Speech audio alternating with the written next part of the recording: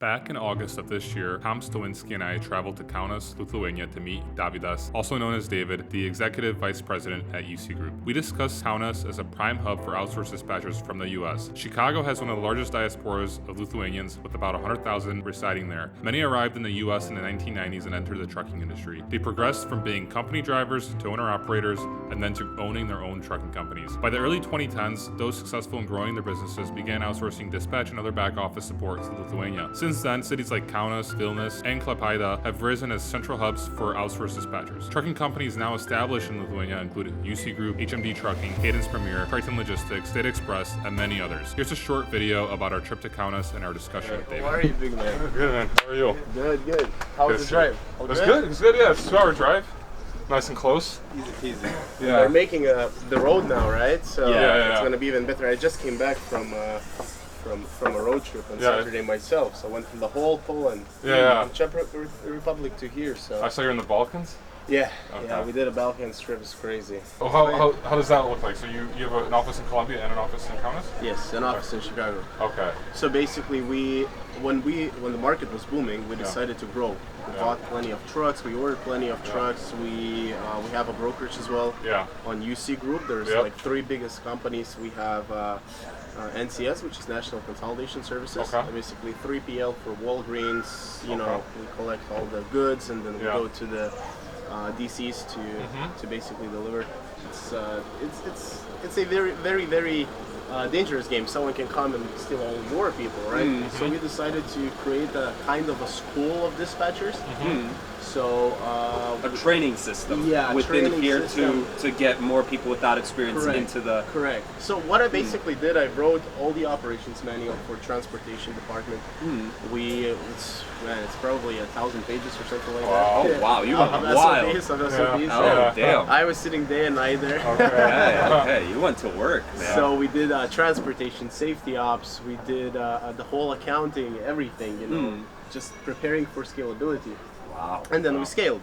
Okay. So training somebody in another country for US like companies, it's pretty intimidating. Like training someone in the US to become a broker or dispatcher, like you go through a full training process and then you sit with someone, you have a mentor for X amount of time, and it takes probably like 6 months for like a dispatcher to start getting it, right? How quickly would you say you were able to get like someone fresh off the streets, no experience, to become a dispatcher and learn the language, etc.? So when we started, it was around 8 months, maybe even up to 1 year. 1 year before they were starting to start dispatching trucks and stuff like that. Because the way we did it is the classic Eastern European way. It's you take a new person, you sit it with, together with the person who knows what they're doing, and they either learn or they don't. You have questions, good, but the person might be too busy to answer them. That's the thing with logistics. It's always like so many problems, and the person eventually gets scared. Like, oh, I already asked you 3 times. If I ask you again, and they sit there and like,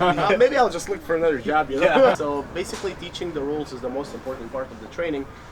For second week, we sit them together with that mentor while that mentor works with a small. Is this a small group? Correct. We do the biggest group that we ever did. I personally did was 10 people. Nice. This is the biggest. That's pretty big. But what we do usually is 4 people.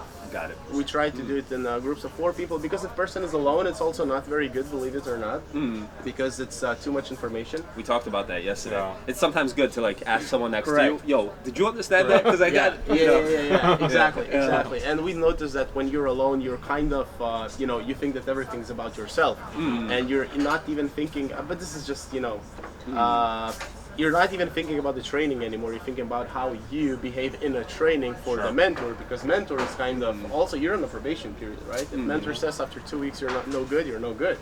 It's still like an interview. It's correct. I can't work with you until I work with you and see what it's like. And when you talk with American driver who's all chit chatty and hey, what's up? How's it going, bro, get to the point.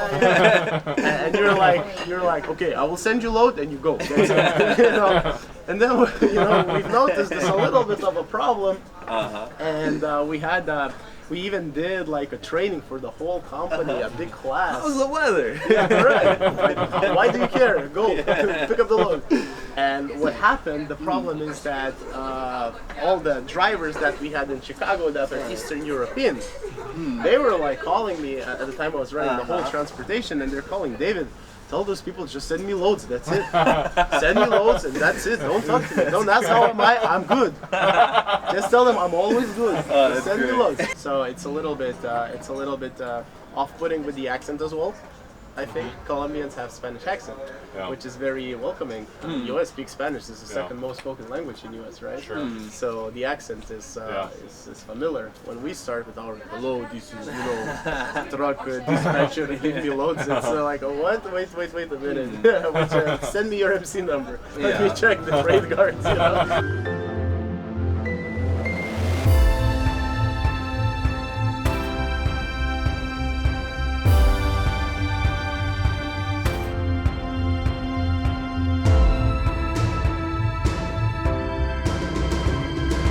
There's like all these different stores that like aren't in Poland, and it's like that feeling that we just drove for 2 hours and we're all in a different country, different culture, different history, different language. I like that, when you travel and stuff, you just cross borders. And it's very cool when you're traveling Europe with car. Yeah, what we just exactly. did.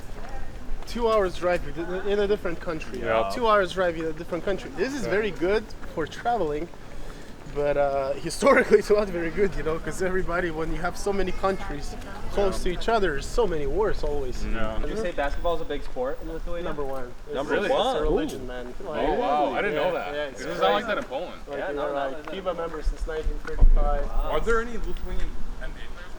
Yes, Sabonis, you have Valanciunas, you have someone else. I'm not a big fan of basketball, but yeah, Sabonis' son. Okay. He plays, I don't know where though. It's cool. It's just that we accepted Euro in 2015. Okay.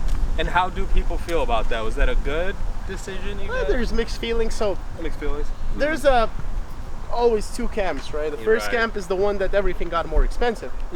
So when we started 1 litas, that was our money. Okay. €1 was 3.45 litas. Okay. And so we thought, it's good, whatever. And it's a 3.5 times more powerful currency, right? Yep. So that's how many times everything Went up. went up.